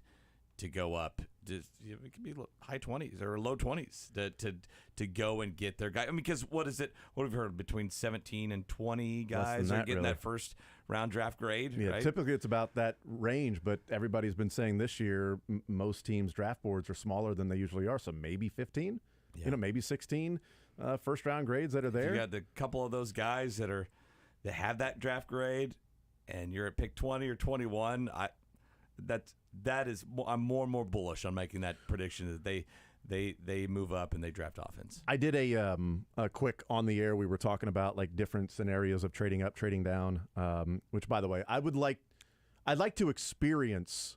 We won't be able to do both, but I'd like to experience what the reaction would be if, like, pick number 19. There's been a trade. The Chiefs are on the clock. Like, what the reaction out there would be. Oh. It'd be going crazy. Yeah. I'd also, from the inverse, like to experience and know what it would be like if pick number 31, there's been a trade. The Houston Texans are now on the clock. We've been out here all night. You mother bleeper! Bring out Fallout Boy! I would like to experience both of those just to see what it would be like with that. But yes, the trading up would be more of the storybook entertainment. I don't think you need to experience that. I think you know exactly what the reaction's But going I to be. think it would be both funny scenarios. to see. Well, like, would there be boos? Like, would be the Super Bowl champs are booing the draft? Boo you, Goodell! They booing Goodell? No, they're not. Took me 2 hours to get down here, 45 minutes to park, another hour to walk over. You know, I walked 30 minutes from my car, right? There are 30 people. minutes. There are people who just parked their cars and started walking towards Union Station right now, who are going to be there at 31 when they trade back with the Panthers. From the Liberty Memorial. Yeah. But I can still see the Jumbotron. You understand? I haven't walked that far in a week combined. Here I am. No, definitely be back tomorrow. Thanks a lot, Brett. And Friday, the Chiefs have all their picks. I mean, right? You'd have works out. At that point, you'd have like 4. And maybe they probably wouldn't have as many if they move up on Thursday. That's right. They would only have maybe 1, and that's sort of the scenario we were talking about. And so I did just a quick simulation at ESPNSportsAnalytics.com and let it run, and then I paused it at pick 15. I'm like, okay, the Jets. I think the Jets are candidates to move back because they just traded their second rounder, and we think their first rounder next year for Aaron Rodgers. So they don't have a second rounder this year. They're sitting at 15. Would they slide back to 31 and then pick 31 and 63 and get a second rounder back this year? So now you got Aaron Rodgers, a first rounder, and a second rounder. Not yours, but you'd have 3 players in the first 2 rounds, Rodgers and a first round. Would they be willing to do that? So, and then would it be worth the Chiefs trading 31 and 63 to move up? And at pick number 15, there were no wide receivers taken at that point. So every wide receiver was on the board. Jackson Smith and Jigba was there. Zay Flowers, Quentin Johnson, Addison. So it would be your pick of wide receiver would be there at pick number 15 for the Jets. But there had already been 3 offensive tackles taken, which is why there were wide receivers there. So if you're trading that far up, the way this specific random 1 out of 5 million different simulations they may run played out, if you're trading up, you're getting a wide receiver. Maybe it's Jackson Smith, and I would guess it'd probably be JSN. Like, he shouldn't be here at 15. We had him as the number 8 player in the draft. Let's do it. It's more important to get a force multiplier, to get a player that is such a difference maker than someone who we think is in the range of 22 to 80, that we got 2 of those at 31 and 63. No, we took 31 and 63. We took 2 of those guys and turned it into one of our few first-round grades and difference makers. Are you more willing to do that? Or if, let's say, the pick right before the Jets in the simulation, the Patriots took Paris Johnson, who I think is the tackle that I would love for the Chiefs if the Chiefs are trading up for tackle, because then you can move Jawan Taylor to the right side. So now you've got your tackles making a combined $23 million. Right. And you've got Jawan Taylor, who's one of the best right tackles in the league, and Paris Johnson, who you feel like could be, placed at the left side and call it a day. I'd feel great about that as well. There's no way he's around at 15. I can't imagine. He was gone at 14, but I think he's going to be gone. I think he'll be, the second tackle off the board. At what number was the simulation where Chris Collinsworth has the Chiefs taking Hendon Hooker? That was simulation number 7 trillion, or as my son and his friends like to say with numbers, there was like 1,000 gazillion million hundreds, Dad. Like it was. I saw a car and it was somebody paid like 100 zillion thousand for it. Oh, did they? I don't think that's true. It's a made-up number. Yes. I agree with that. You think a made-up number for that draft. For Hendon Hooker to go number 31 is the made-up number. I'm seeing right now if I can trade up to 7 to get Will Anderson here with the mock draft simulator. I'm trading the entire draft. You're doing Ricky Williams? Raiders didn't take it. I'm going to add in next year's second. All right, we're on the board. We were messing around with the models. Our guy Nick Jacobs has alerted me to the different the charts, the values of each pick and all that. Do you look at those? Do you look at like the Rich Hill model or the Jimmy Johnson model? There's a handful of them. There's a handful, and it's one of the things that I thought was really interesting from Brett Veach in that different teams use different trade charts, and so they call earlier to see what trade chart are you using? Okay, so we know this math would have to work to trade up to get you, to get your spot. Okay, you're using the Jerry Johnson one or Jimmy Johnson one. So we're going to trade up, and this is what it would take to move up to take that spot in that draft pick. Yeah, I thought that was fascinating that there isn't like one, like teams have decided, hey, let's combine all these. This is one we'll use for the draft. No, we use this one. You use that one. Let's figure it out. But roughly, what have you found? Like if they wanted to move up to the mid-teens, you got to give up a second and a third as well? It wouldn't be a second and a third. It'd probably be a first, a third, and like a fourth or a fifth. Okay. Or excuse me, a first and second. So 31-63 and like the fourth fourth round or fifth round to get the numbers to match up with the math of where that would be, because their first and second rounder would fall like, according to one of the math charts, it'd be like 40 points shy of evening out. So like a fourth rounder would be like that 40-pointer. So you throw that one in there, first, second, and a fourth to move up to get JSN, or if Paris Johnson somehow is on the board, then yes, sign me up for that. Or is it more worthwhile to say there's only like 15 first-round grades, and if you're the Chiefs, well, they're all gone. And if we think like 17 to 70 are all kind of the same, is it better to trade back from 31 and now get – and I presented the trade that CBS Sports had the Chiefs making, which is trading from 31 to 41 and picking up pick number 72. So they would have 41, 63, 72, and 95 that on would Friday. garner some booze. That would be, but you'd have 4 picks on Friday. Nobody cares. They would a first rounder. 4 picks on Friday. And so that's sort of the choice, is if you stay at 31, or do you give up a first and second rounder to make a real difference to get up in the teens, to really take somebody that could be worth it? Or do you slide back and get 4 players that seem like the sweet spot in the draft, and the spot where, let's be honest, Brett Veach has kind of killed it? Not dominated. In that area? I'd be more in favor of the 41, 63, 72, and 95. But I would not be mad if the Chiefs traded up and got a tackle that they feel like could play left tackle and Jawan Taylor on the right side, or got the wide receiver they think is a difference maker, or went up and got a defensive end, like maybe it's for Miles Murphy that shouldn't be there, at 20, defensive end from Clemson, that they say this guy is going to be a better version of Karlaftis. Roughly what, if, say they're moving from 31 to 25, is that just maybe a fourth rounder or a third rounder? Third rounder, yeah. What'd they give up last year for Trent McDuffie? Was it first and third? I think it was the first that they essentially swapping those first and just the third straight up. up. From what to what? They went from 29 to 21, so they moved up 8 spots. Okay. So that was the first and a third rounder, and move up 8 spots. So that's 6 spots from 31 to 25. You're not moving up as far. So and they gave up what? A third? First and a third last year. So it was swapping right, first. Yeah. Well, hold on. That's the Patriots moved again. Because also I wanted to get what the Chiefs had the extra trade third in the first round and you know what, keep your first round pick, that one as well. Just give us some more stuff on the back end. Why not? Yeah. Let's just see what happens. Let's go. Let's have some fun with this, huh? Let's go. So technically, if we get 15 7th-round picks, okay, that's equivalent to if you the chart. You're not equivalent to a second rounder. You're not wrong. It was a 3 and a 4. Chiefs gave up a first, third, and fourth. So they gave up 29th, 94th, and 121st to move up to number 21. It just gets expensive fast, and they had extra picks last year because of the Tyreek Hill trade. Yeah. Yep. So that would just simply move up from 30. So from 31 to 25, probably be a first and third. So you'd give up pick number 95. So you'd be picking at 25 and 63 on Thursday and Friday. And they had 2 picks in the third and fourth last year that turned into Leo Chanel and Josh Williams. Just missing out on an entire pocket of the draft like that makes me nervous. I don't like it. Yeah, especially to move up 6 spots. Right. And is 6 spots enough to where you think you're getting somebody that is going to be on a different level than at 31? I hate your conservative nature with the draft. You are that's not you. I don't feel like it's is it a conservative nature? No, I feel. I'm hoarding picks. Well, I want more that shots. Outfit says trade up to this 4. This says bleep them picks for sure. That outfit is trade up to top 10. Yeah, this outfit is I am in the mock draft simulator, which I just did, trying to go get Tyree Wilson. Wilson. Type of outfit every day. Too. That's true. It's how I live my life. Anomaly or anything like that. No, I like your running back stance, which is the right, and I agree with most of them, and I understand them all. But I'm like, the no running back. That's not a no running back outfit right there. And I loved running backs. I loved running backs growing up. I just think at this point I'd rather the Chiefs, based on, and it depends on what things look like at 25 or 31 or wherever. But I just keep looking and finding myself kind of having these cutoffs around that 20 mark.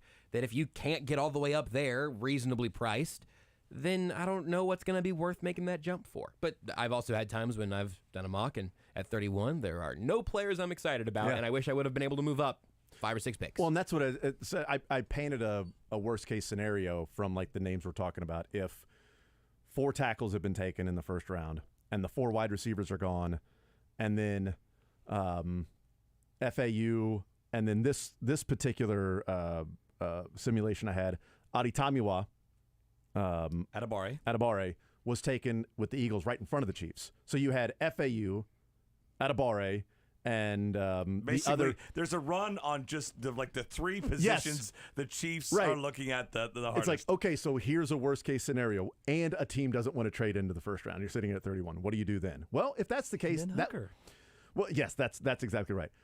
But I don't know how you would have that many defensive ends, that many tackles, and that many wide receivers taken without one of the high-end cornerbacks sliding. Mm-hmm. So if you're sitting there and you're like, look, man, this guy shouldn't be here at 31, and we think he's a starting cornerback, well, then bleep it. Now McDuffie and this guy and Snead, and maybe it helps you move on from Snead without having to pay, that much money. I wouldn't prefer that, but they would be a better team overall, or maybe the best safety, or maybe they view Brian Branch as a difference maker, so you slide him as a tweener. So now you've got Edwards and Reed and Cook and Branch and, different things. I don't know. I think that would be the worst case from the names we're talking about. But then they may look there and go, thank God Maisie Smith is still here. Defensive tackle from Michigan. Got him. Oh, yeah, we got our guy. That's great. I mean, who knows what they're thinking when they're sitting in their room with the magnets. The more I think about it, it might be a more likely scenario that the Chiefs would trade out of the first round than it would to forfeit their picks on Friday. To where, if you're Clark Hunt, a businessman, let's make sure we have picks every single day, right? And then Thursday, if you don't have a pick, no one's going to know it until 10:30 at night that you don't have a pick. Everybody's already been down there. That's right. They've got the shots of all the people there, all the Chiefs fans, and spent the money and all that stuff. At least at that point, the fans are down there but hey, come back tomorrow. Look, because of this, we've got 4 picks on We're taking Friday. a receiver tomorrow, guys. Come on, really? I'm going to load it. So it depends on which 15-minute increment you ask me what the Chiefs are going to do. I think that's the only sane way to be, though, because, and again, we've also had the reports this week of, no one knows what's going to happen. It's all going to be chaos, which, is it going to be more chaotic than usual? Maybe so. I think chaos is good for the Chiefs because a boring, top 25 kind of wipes out my desire to sit there at 31 and wait around.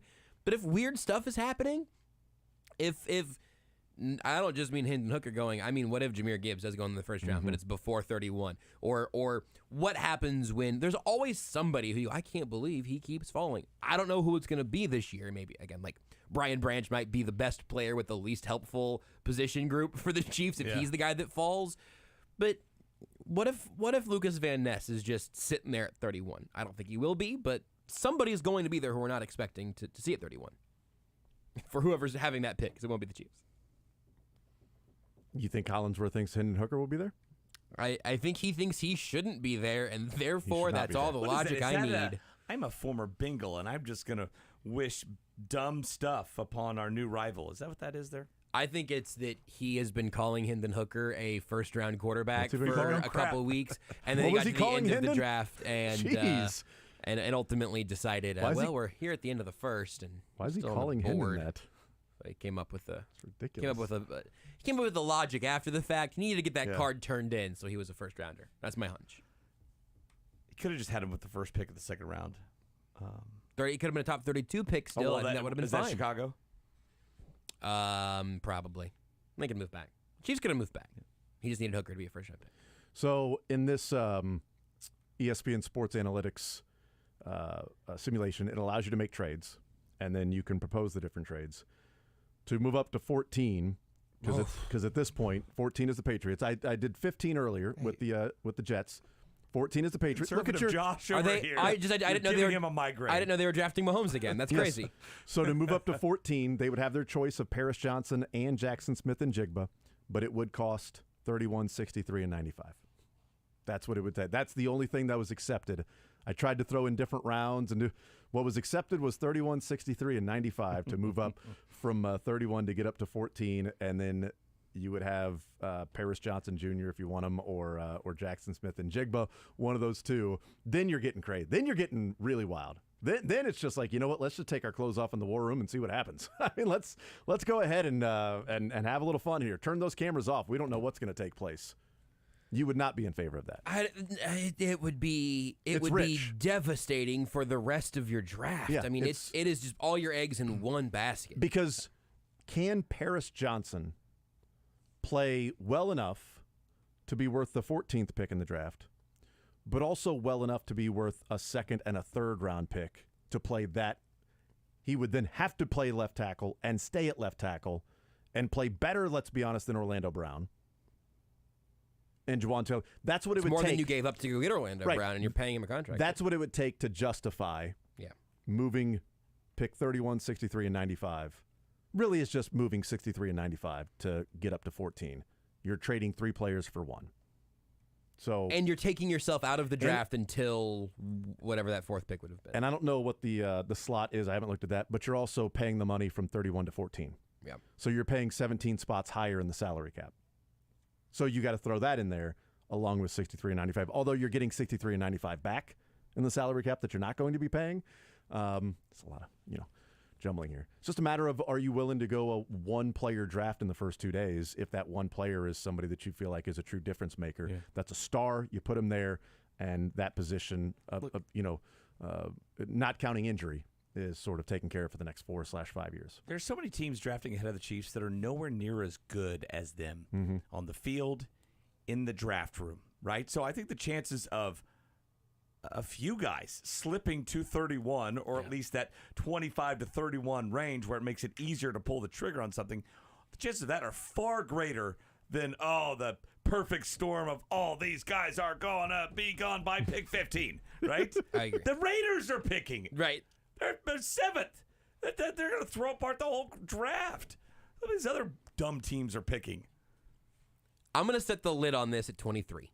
Okay. 23 is the Vikings. Everyone knows the Vikings want to move back and get more picks. I think if the Chiefs trade up as far as 23, I will not be shocked. If they go any higher than that, I would be very surprised. That would take 31 and 63. Yeah, which I don't love, but if you could get it for 31 and 63 and maybe you end up, I don't know. I still don't love how long the Chiefs would be sitting on their hands, but I think that's probably my realistic ceiling for how far up they'd be willing to go. Yeah. I mean, maybe it's 31-63 and you get like a 4th or a 5th round back. Yeah, and they just already... Because they need more day 3 picks. Right, that's the thing is I don't necessarily... Can I cash in some day 3 picks for some day 2 picks? No, nobody wants to do that? Okay. But that's the part of it to where when I've talked about trading down and people are like, well, they already have 10 picks. Why do they want more? Well, if they trade down, they would pick up an extra pick. They would then have 11. They're not then just going to stay there with those picks. They're going to, those are the sneaky moves when you move up from 70 to 65. Exactly. Right. They were able to go get McDuffie because they had maneuverability, because they had the draft picks that were there to move around the board. This would allow them to be in what they feel like is the sweet spot, and they can move from 95 to then, 77 with some of those picks. And now you're 41, 63, 72, and 77. Or you pick 41st, and then somebody's there at 50, you're like, we don't want to wait till 63. Yeah. We got this extra pick. Now we're picking 41, 50, and 72 instead of 31, 63, and 95. Like, those are the things, like, they're not going to then pick up an extra draft pick, and then that's it. They're going to move those day 3 picks to, help out different ways. Maybe they move up 3 spots or 4 spots here or there. They're not going to take 7 players on Saturday. It's not going to happen. They're going to take 8. But if they do, I mean, they've got some gems these last few years on day 3. You know what they're going to do, though? If they don't use some of the 7th rounders that they have, I bet they might trade one of those or 2 of those to get into the draft next year. Mm-hmm. So somebody might go, we'll trade you our 7th rounder for 2024 for your 7th rounder here. Cool, we've already used 2 7th rounders. So, yeah, now we got 2 7th rounders next year. We're just kicking the can down the road and paying it forward for next year's draft. I could see that happening if they can't find a way to move around and use some of those day 3 picks as collateral. I can see them then using that for, let's trade this for something next year. Because, again, we ain't taking 10 rookies into training camp and into minicamp. In this mock, I can trade up to 23 and Bijan's still there. Easy. I didn't have to trade up. I got Hendon Hooker. Mick Schaefer in the Zone is brought to you by Atomic Cowboy Sports Saloon, home of the 2-story business.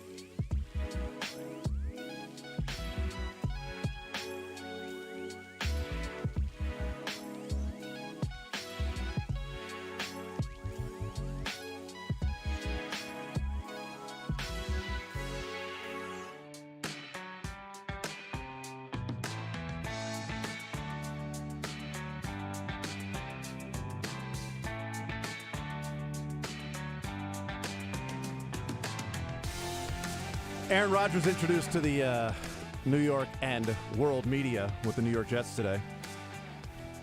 The draft being in Kansas City, some of the festivities kicking off yesterday and on into today with the Play Football Clinic with all the draft prospects that are going to be in attendance down there. There's a cool video that I saw on NFL Network that was shot independent of any local station of some of the prospects at Raising Cane's. Oh, it said KSHB right there on the video on funny. NFL Network. Megan Abundis was our reporter there, and she was like, she basically asked the question of like, what's it like knowing that this is like the last kind of real job you'll ever work? So true. This is the last kind of hours of any sort of everyman job you might have. I didn't get to obviously I couldn't hear it because we've got the sound off, because it'd be odd if just TV in the background was just on as sort of that it's radio B-roll, Mick, for us. What were they saying to the people that were driving up to then get the food? Like, who's going to look at it and go, oh, Bijan Robinson is right there. Nobody is. Oh, my goodness. It's C.J. Stroud. Well, the Canes in Columbus and in Austin and in Tuscaloosa. Right. And each one of them will only recognize one of those three. That's exactly right, yes. So maybe there was some signage there and everything that said their names and who they were. I think people know the names. They should know Bryce Young. And in these parts, Bijan Robinson, because he ran all over Big 12 defenses for years. Yeah, and so... and Josh has been, advocating, campaigning for him. Pounding the table. Why did they not take C.J. Stroud to Stroud's? That's what we said yesterday. Somebody else did. Somebody can use that cinnamon roll, or 2, or 5. Mm-hmm. I'll take a... Bryce Young could use the cinnamon roll. Yes. Yeah. It was...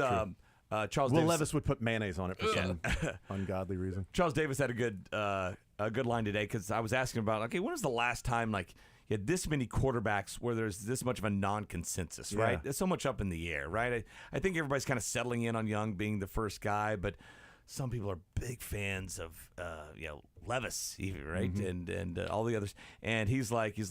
There have been other times where we've had this. He likened it to Mayfield's year. It was Mayfield in 18, along with was that the Rosen and it wasn't Rosen. It was the other. It was Sam Darnold.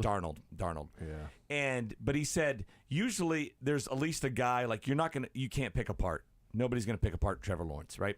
Nobody's picking apart Andrew Luck when he came out, right? All 4 of these guys, you're like, he's really good, but he's really good. But right, there's a but to all of them. I thought that was a good way to kind of sum it all up. It's funny, the third and fourth quarterback taken in the first round that year. So Baker Mayfield went first.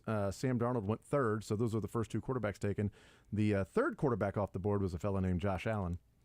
Oh, but then Josh Rosen went 10th, sorry, and then Lamar Jackson went. So the third and fifth quarterbacks taken in that first round, Josh Allen and Lamar Jackson. Wow.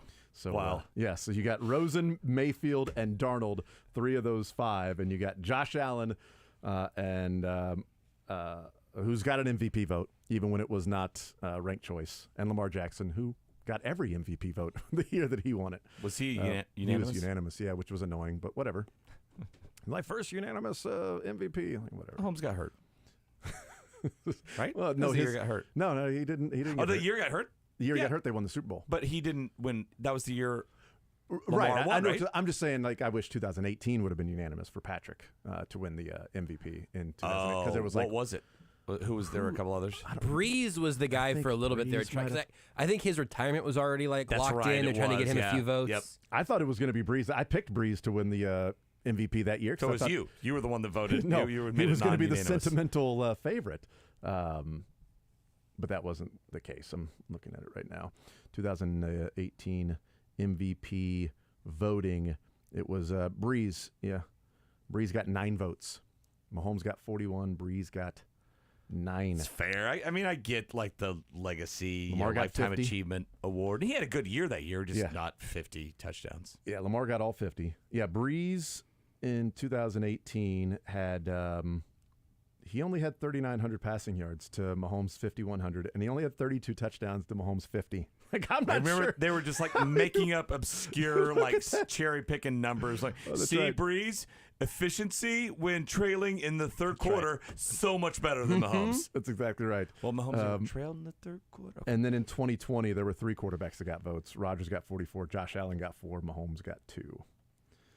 So there you go. And then next year, Rodgers got 39, Brady got 10, and Cooper Kupp got 1.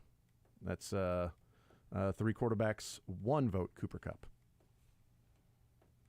And then ranked choice, Mahomes got 48 out of 50 first place votes. We did a, I don't know why because I have no time, but we did a Snap Tackle podcast, what we do with Deion Clissow all about high school football. We did one this morning, just kind of a Simone kind of draft edition, and he gave some great trivia questions. Do you know, after Ronnie Bell gets drafted, how many Simone Award winners, it goes back to 84, how many Simone Award winners will have now been drafted? Oh, my goodness.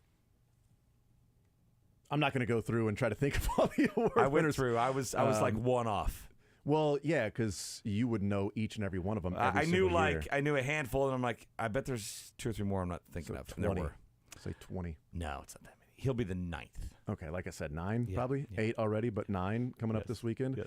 And I don't know, his brother could be drafted as well. Is there a Bell? Is there another Bell Bell you to guys win are a talking Simone? about the receiver quarterback thing. I wouldn't be surprised if Kendrick eventually becomes a receiver. Yeah, I mean, and he's so tall. We see quarterbacks go to college to be a Travis Kelce is recruited as a quarterback there. The story about Ronnie Bell and how he ended up in Michigan is just it was out of nowhere. Yeah, so fascinating.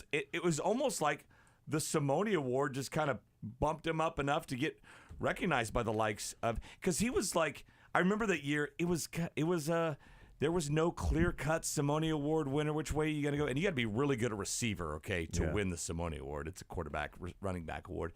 And just kind of out of nowhere, oh no, Ronnie Bell's going to win. I'm like, okay, great. Cool. And the kid that's going to go play basketball. Yeah. And then after that, it's like, to Missouri well, State. if I'm going to be the best football player in Kansas City, maybe I should pursue that. He did. And it's funny, this tug of war the entire family has had with football and basketball. It's fascinating. What a burden, right? Fascinating. Dad's a college football player. His son was going to college to play basketball. One of the twins is going to Southeast Missouri State to play basketball. The other twin is going up to play football in Michigan. His daughter is a big-time basketball player. But he didn't even pursue football. Football pursued him. Yeah. He was done. He was going to play basketball at Missouri State. He was right. None of the locals was on the radar. And we talked about it. He's like, he was just pinned as this guy loves hooping, so he's going to be a college basketball player, so we're not going to offer him. We don't have to worry about that. We'll just move on. And then Jim Harbaugh calls him. Well, and he's not he's undersized. Yeah. So even for receiver, he doesn't stand out. Like, his brothers are tall. He's not undersized for this receiving group. No. Because it's a smaller receiving group. But yeah, in general, if you're saying like, hey, there's somebody that's 6 foot 185, but he still has the 3rd most receiving touchdowns in a high school career in Missouri history. I didn't know that. Behind DGB, Macklin, and then Ronnie Bell. I like to sling the ball around up there at Park absolutely. Hill. But you're clearly good enough. But not it's odd. Like, not even a local school would be like, "Are you sure you're definitely?" Because we'd love to bring you in. Are you definitely committed to playing? But not even a local school that was just going to talk to him and see if that was the case. It was basketball. Nobody reached out to him. Missouri State. And then John Harbaugh's brother-in-law, coaching at Blue Springs South, Kane, calls talking to Jim. Harbaugh was talking to him about somebody else in the area. Yeah. And then Ronnie Bell's name came up, and Harbaugh's like, "Well, who's that?" Well, he's a Simone Award winner and a wide receiver, and next thing you know, he calls Ronnie Bell and offers him a frickin' scholarship. Spectrum Sports was playing one of the more iconic games, one of those epic games in Kansas City basketball history. You might remember it because it was right around your kind of graduation year. I believe it was 98.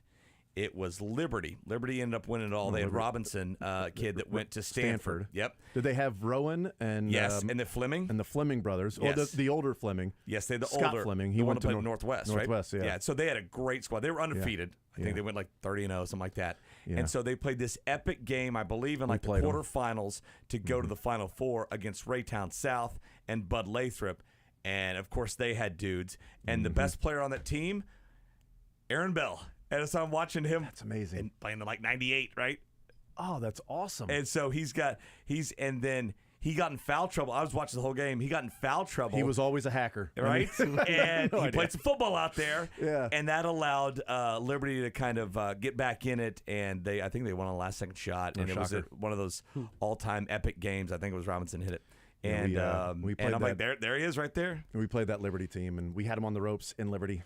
You did? Absolutely, yes. Fourth quarter, Liberty I think won by like 2 or 3. Yeah. But I mean, we were leading, we were there. It was like we're going to do this. We're going to knock off. Not we, as in like I had anything to do with it. It was mainly Jabron Kelly, a lot to do with it. But yeah, I mean that Liberty team was freaking good, man. Somebody else texted in and said you should bring up to. When we were talking to him, I didn't see the text, but it says, hey, ask Ronnie Bell about the time he outplayed Ochai in districts in basketball. I'm like, I didn't know. I don't remember those things. I don't know. Did that happen? Sure, maybe. I have no idea. Another late bloomer wasn't Absolutely, on radars. Yeah. One of my favorite high school basketball games that I remember watching was went with Seren and Todd Lebo to go watch Lee Summit West versus Raytown. Or was it Raytown South? But it was Alden Smith versus Michael Dixon Jr. Yeah. It was like, that guy looks like a football player because he's a bigger dude and pretty stout, but he ain't really moving around the basketball court like a basketball player. But I bet he could move on a football field like that. So that was fun to watch. Hey, this guy's going to Missouri. Hey, that guy's going to Missouri. Mm-hmm. Wow, in different sports. So those are fun, some of those high school basketball matchups and things like that. But yeah, that Liberty team was stacked. I didn't know Aaron Bell was on there. I would have reminisced by He was on that. the Raytown South team. Yeah, I mean, Raytown. I would have reminisced and talked to him about how they were so overrated. Right. A Liberty team like this, they're good, but like the refs were so in their back pocket. Like we went to Liberty, it's like, oh, Liberty refs, we knew that was going to happen because you can't beat 8-on-5 in Liberty. It's not going to happen. Oh, shocker, Liberty's not going to get another high school because Lee Summit and Lee Summit North are split up because they're afraid of Lee Summit whipping their ass. They eventually got another high school. This is sour grapes. In 2008, they had a 10-year anniversary of that team, and they invited like a media team out. So I went and scrimmaged those guys, and who'd you guard? In front of Robinson. And didn't go well. I can remember so many times being in position for a rebound, going up, and just seeing hands just reach over above me, just pluck the ball out of the air, and. Robinson was good. I was in good box out position. Rowan had his good. Fleming was awesome. Yeah, Fleming was freaking good, man. He's the coach there now. I think the girls team. That was that's Austin. How do I not remember? I thought we were going to do a little song. I'll tell you on the other side of the break. More Zone next. Nick Schaefer's brought to you by Atomic Cowboy Sports Saloon. As seen on Food Network, Diners, Drive-Ins, and Dives, and Man vs. Food, try it today at 42nd and Pennsylvania in Westport. NFL draft coverage on Sports Radio 810 WHB is brought to you by VisitMo.com. No matter how you like to get away, Missouri is filled with unforgettable adventures and one-of-a-kind experiences for you to explore. Discover the possibilities at VisitMo.com. Guys, as the male body ages, testosterone levels steadily decline, and your bodies become increasingly unable to produce healthy levels of the primary male hormone testosterone. At Regain Functional Medicine, we can help you regain your quality of life with testosterone replacement therapy.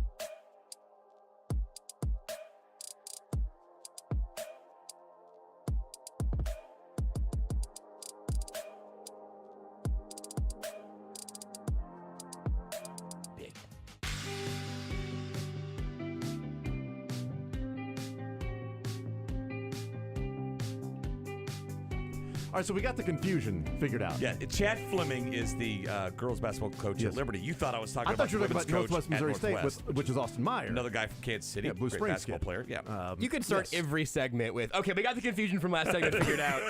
That's true. There you go. Look, there was a lot of names. We were talking about draft prospect names and then high school names and then, different, other names. A lot of names there. I'm in the 14th round of a mock draft. I don't even know how that happens. It just kept going, like the pick and pick and pick. I thought it was at Mr. Irrelevant, and then it went to the 8th round and the 9th round. I'm not sure. I have no idea. I just drafted Hendon Hooker again. What's going on? I'm delirious. Right. Tweet from Nate Donaldson said there was a heave by Adam Trout off the glass at the buzzer, and then that Liberty team went on to beat Ryan Howard's team in the final. And then he went on to be a really good baseball player. Yeah, he went to Missouri State. Or he went to Southwest So Missouri he was from State. St. Louis, though. But he went to Southwest. Yes, he went to Southwest Missouri State. That's right. And then the Cardinals. It's really cool local kids from Missouri ending up with the St. Louis Cardinals. Yeah. Like David Freese. Whether you're from St. Louis or He was a Kansas Philly, City. wasn't he? Who's that? Oh, yeah, he was a Philly. You're right. He was an absolute Philly. I'm dumb. He was a Philly. He's a Philly. I was thinking of who else ended up. There was somebody from St. Louis ended up with the Cardinals. But yeah, he was Dave a Philly. Freese was a St. Louis kid, wasn't he? There you go. There we go. There it is. But I'm yeah, sure there's Howard others. was a Philly. That's right. And then he ruptured the Why Achilles. aren't more teams like the Braves that they just draft guys from Atlanta? Yeah, you're from Well, you around need here. some. Ryan Howard was only a Philly. He never. He just. I mean, think about He's he a red never team. had He was a red team. Never had a year on another squad But at the end of his career. Or anything. Didn't he rupture his Achilles, and that was kind of like the beginning of the end? Won a ring for Howard. Possible. I'm not sure. I thought so. Yeah, because it was like in the playoffs or something, and he hit the ball to the right side, and he went to take off, and his right foot to plant to push, and then did the Achilles thing, where the heel stepped just on me. The heel just slams on the ground, and all of a sudden he looks back, and then goes halfway down the line and stops. And I remember on Twitter, people were roasting him. Lazy. Oh, yeah, you're going to be out. You don't even finish running. And I'm like, I think he just popped his Achilles. Okay, doc. No, look, watch the replay again. That's exactly what happens when that Achilles pops, man. And then he went on to be awesome. one of the best parts of The Office. He was great. It was a character named Ryan Howard. It's B.J. Novak's character in the cool. True. Cool. So I was in Wichita at the time. Wichita State baseball is a huge thing. It was even bigger back 20, 25 years ago when I was there. And they won the conference every single year. They obliterated everybody. Until that one year, Ryan Howard's team came to town, Missouri State. go. They were pretty good. There you go. That's it. Mizzou and Missouri State have that fun rivalry, too. That's there between the two. They're in the highlights between the two. They've been playing. Oh, yeah. All right. Next time we talk to you will be on Friday.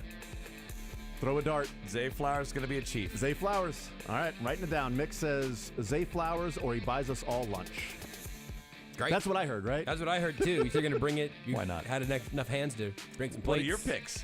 I'll tell you tomorrow. Yeah, I'll tell you tomorrow. I don't want people to not tune in tomorrow when I just give away. I'm not going to just give the entire house away. Come on, man. What's your pick, Josh? Hendon Hooker. Yeah, Payne. I'm going Bijan Robinson.